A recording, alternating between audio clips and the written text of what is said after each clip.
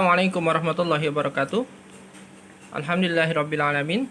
Semoga pagi hari yang cerah ini dan di hari Jumat yang berkah, kita semua mendapatkan keberkahan. Tentunya bukan hanya keberkahan dalam hal rezeki, namun juga keberkahan dalam memahami ilmu yang Bapak sampaikan pagi hari ini. Bapak berharap semua media, semua materi yang disampaikan oleh Bapak dan Ibu guru, kamu simak baik-baik. Hargailah Bapak dan Ibu guru kamu yang sudah membuat materi, baik itu dalam bentuk video ataupun dalam bentuk PowerPoint. Ya, silakan disimak sampai tuntas. Pembahasan kita kali ini adalah kerjasama ASEAN di bidang sosial budaya. Karena memang kompetensi yang diharapkan siswa mampu mengetahui bentuk-bentuk kerjasama atau contoh-contoh kerjasama ASEAN dalam bidang sosial dan budaya. Nanti juga akan dikenalkan dalam bidang ekonomi. Tentunya berkaitan dengan pengaruhnya globalisasi yang terjadi di kawasan Asia Tenggara. Baik, Pak Indra akan kupas tuntas mengenai pengertian dan faktor penyebab globalisasi. Globalisasi berasal dari kata globe. Jadi globe itu dunia. Sederhananya atau singkatnya, globalisasi itu dapat diartikan sebagai sebuah bentuk proses yang mendunia. Atau secara umum bisa juga diartikan masuk atau meluasnya pengaruh dari suatu negara ke negara lain. Berarti di sana sudah ada muncul kebebasan. Entahkah kebebasan dalam pengaruh budaya, kebebasan dalam pengaruh seni, kebebasan dalam pengaruh edukasi, pendidikan, atau kebebasan perdagangan. Faktor terjadinya globalisasi.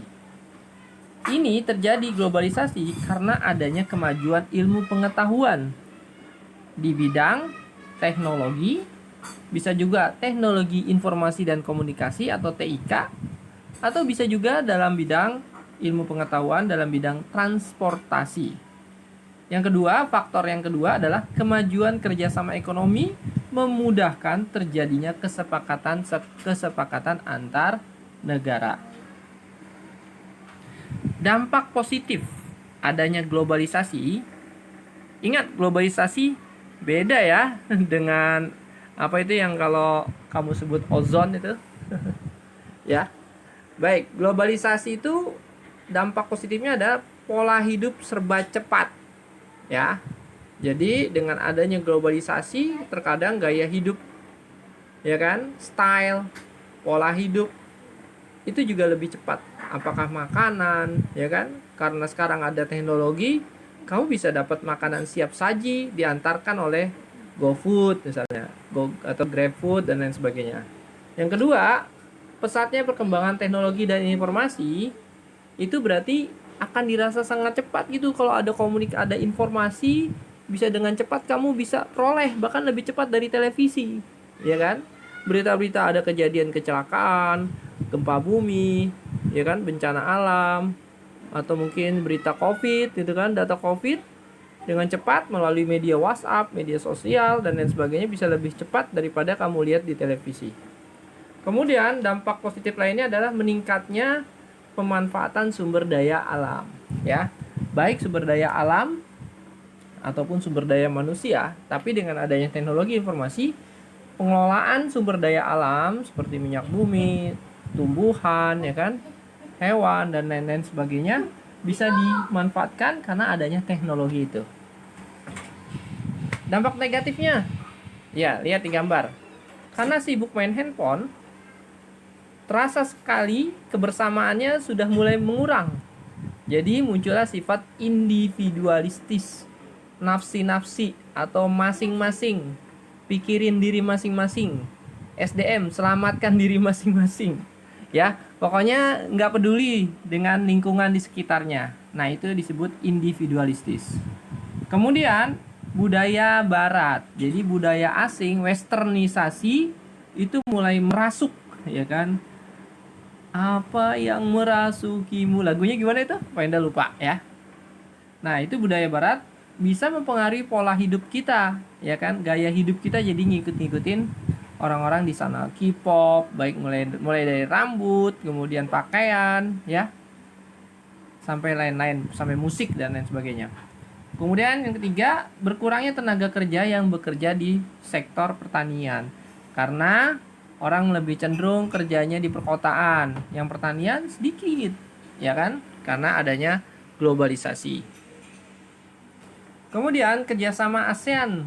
Nah, ini adalah inti pembahasan materi IPS kali ini, yaitu dalam bidang sosial budaya. Contohnya, satu, penanganan narkoba.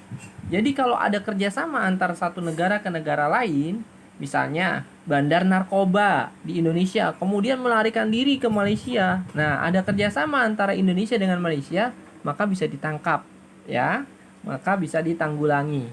Yang kedua, tanggap bencana alam. Jadi kalau ada kerjasama antar negara-negara di kawasan Asia Tenggara, maka penyaluran bantuan itu bisa terjalin dengan rapih, dengan tertib, ya kan?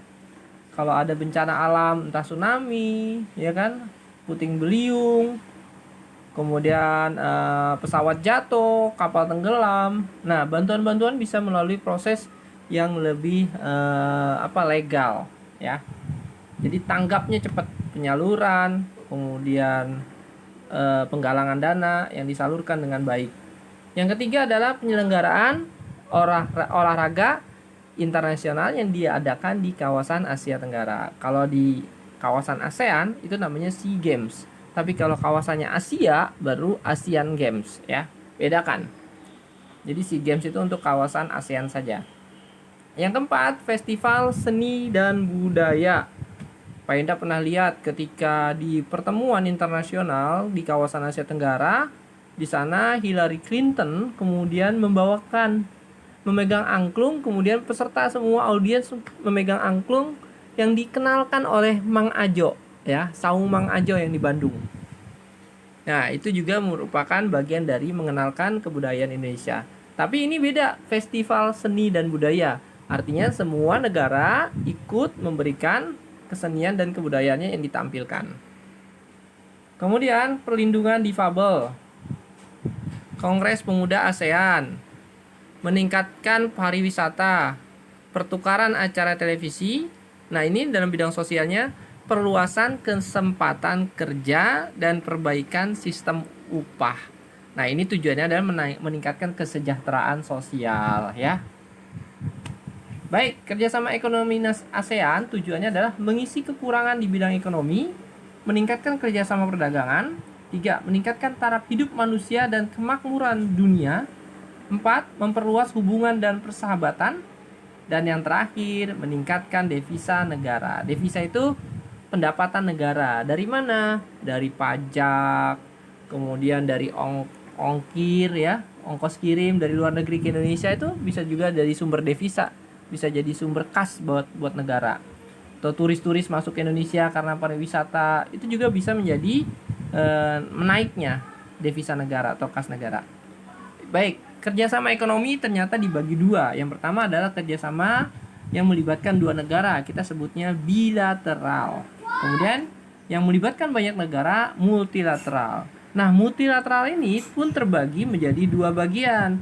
Ada yang regional, beberapa negara seperti ASEAN itu beberapa negara. MEE itu Masyarakat Ekonomi Eropa.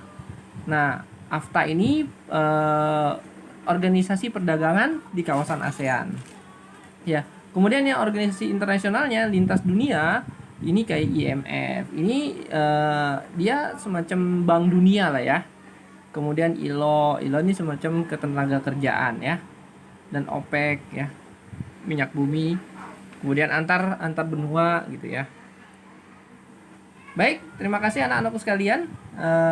Jumpa lagi nanti di pembelajaran berikutnya. Tugas buat kalian adalah mengerjakan halaman 44 yang bagian IPS. Itu saja dari Pak Indra.